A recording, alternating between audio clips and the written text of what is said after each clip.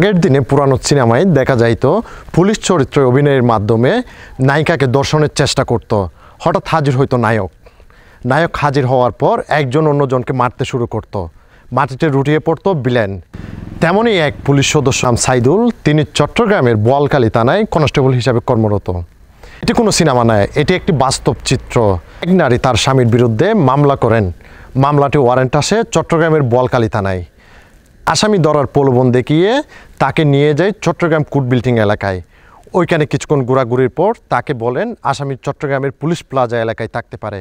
তখন তাকে নিয়ে যান চট্টগ্রামের পুলিশ প্লাজা 906 নম্বর রুমে। ওই নারী জিজ্ঞেস করেন রুমে নিয়ে যাওয়ার কারণ। তারপরে ওই পুলিশ সদস্য তাকে বিভিন্ন ধরনের খারাপ ইঙ্গিত দেন। এ থেকে খবর ছিল।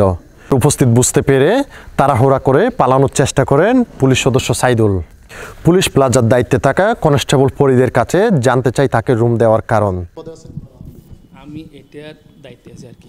তাহলে আপনি একজন এরকম মেয়ে নিয়ে বলি আমাদের এখানে মনে করেন ফ্যামিলি জানি ওনাকে কি রেফারেন্স দিছে না, উনি সরাসরি আপনাকে না, উনি সরাসরি এখানে আসছে, আমাকে বলছে ইয়া কি নাকি একটা নাকি আসামি আছে, ওইটার রেফারেন্সে। আসামি কি পুলিশ প্লাজা পুলিশ সদস্যদের সাথে থাকে? আমি তো রুমে ঢুকিও নাই ভাই, আমি তো আমার বন্ধুর সাথে কথা বলছি রুমে।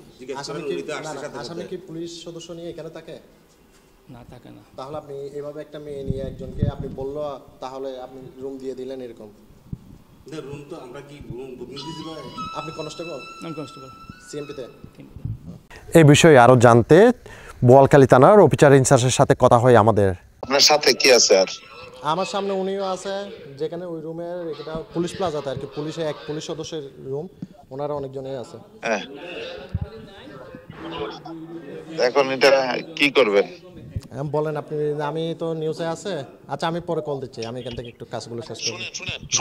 শুনেন হ্যালো, এমনটা করেন না যেটা আমার বদনাম হয়। ঠিক আছে, দেখতেছি। এই বিষয়ে আরও জানতে কথা হয় অতিরিক্ত পুলিশ সুপার রাসেলের সাথে। তিনি বলেন ইতিমধ্যে তাকে সাসপেন্ড করা হয়েছে, পরবর্তী বিভাগীয় মামলা করা হবে। সমাজের মানুষ দর্শিতা নির্যাতিত হলে থানায় যান, আর সেই থানায় যদি এমন পুলিশ সদস্য থাকে তাহলে সাধারণ মানুষ কোথায় যাবেন?